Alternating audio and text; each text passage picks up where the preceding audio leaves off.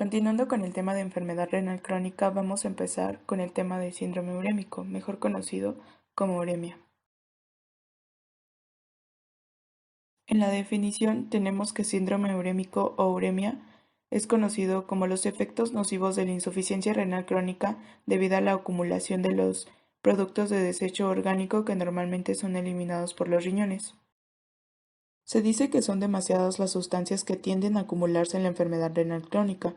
Por lo tanto, nos han sugerido que una estructura urémica debe tener una estructura química conocida y las características siguientes: concentraciones plasmáticas o tisulares o ambas deben ser mayores en los pacientes con insuficiencia renal que en las personas sanas. Las concentraciones altas deben estar relacionadas con síntomas urémicos específicos que mejoran cuando disminuye la concentración. Y, por último, los efectos observados en los pacientes urémicos deben poderse replicar aumentando la concentración de soluto hasta valores similares en personas sanas, animales de laboratorio o sistemas in vitro. A su vez podemos clasificar a las toxinas urémicas de acuerdo a su bajo peso molecular, en el cual encontramos a la urea, a las guanidas y a las purinas, entre otras, que son de las más comunes. A solutos unidos a proteínas como homocisteína y fenoles, entre otros, y moléculas medianas, como a los péptidos. Hablando individualmente de cada toxina, empezaremos por la urea. La urea es el soluto más abundante que se excreta por el riñón y sus valores aumentan mucho más que los de cualquier otro soluto. En cuanto a la síntesis, se sabe que se sintetiza en el hígado como producto final del catabolismo proteico y procede principalmente de la arginina. En cuanto a los efectos tóxicos, inhibe el cotransportador sodio-cloro-potasio de la membrana del eritrocito, que sirve para mantener su volumen.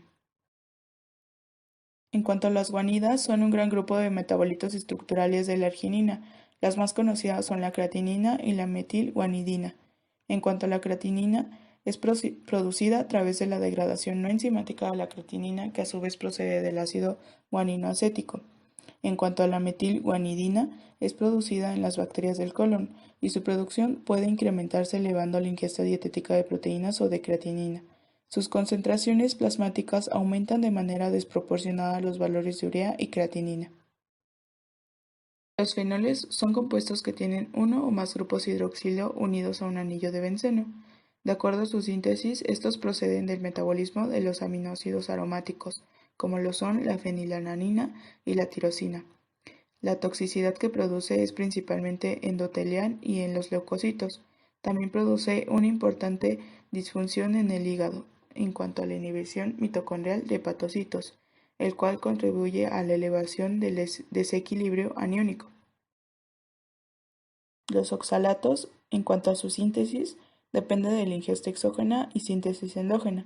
Esta se elimina por vía renal o intestinal.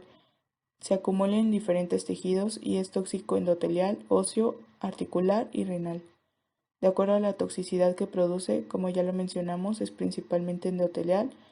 Interviene en la reabsorción ósea, en las calcificaciones vasculares, produce litiasis, artritis y puede producir daño a células del tubo proximal. En cuanto a los efectos de la uremia, se ve principalmente en el gasto energético en reposo, es decir, que refleja la disminución de la masa corporal magra, los cuales tienden a disminuir. También interviene en el metabolismo de los hidratos de carbono, los lípidos y a su vez en los aminoácidos y proteínas. Se dice que los signos y síntomas del síndrome urémico son muy generales, en los cuales podemos observar anorexia, náuseas, vómitos, sabor metálico y hasta un estado mental alterado. De acuerdo a los síntomas específicos, principalmente neurológico cardiovascular, observamos encefalopatía, convulsiones mioclónicas y neuropatía. En cardiovasculares, pericarditis, aterosclerosis acelerada, hipertensión, dislipidemia, sobrecarga hídrica, insuficiencia cardíaca y cardiomiopatía. Otras manifestaciones que podemos encontrar son hematológicas, principalmente anemia, hemorragia y disfunción plaquetaria. En cuanto a lo cutáneo, podemos encontrar prurito, hiperpigmentación, prurigo nodular, escarcha urémica. En cuanto al metabólico, elevación del potasio y fósforo, hiperparatiroidismo secundario, osteodistrofia, hiperprolactinemia y acidosis metabólica.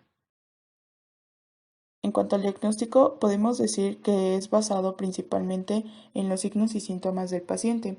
En el examen físico podemos encontrar asterixis y frotamiento pericárdico. También debemos de medir los compuestos urémicos en sangre y orina para confirmar el diagnóstico, pero tomando en cuenta siempre que el paciente presenta enfermedad renal crónica. En cuanto al tratamiento, siempre va a ser una terapia de reemplazo renal de emergencia, esto quiere decir diálisis. Estas son las indicaciones de urgencia para iniciar el tratamiento de diálisis: sobrecarga de fluido refractario, hipercalcemia severa, concentraciones de potasio en plasma mayores a 6.5 miliequivalentes sobre litro o aumento rápido de los niveles de potasio, signos de uremia como pericarditis, encefalopatía o una disminución inexplicable del estado mental, acidosis metabólica severa, o sea, pH menor a 7.1, ciertas indicaciones o intoxicaciones por alcohol y drogas. Gracias por su atención, compañeros. Adjuntamos la bibliografía que utilizamos para realizar este video. Gracias.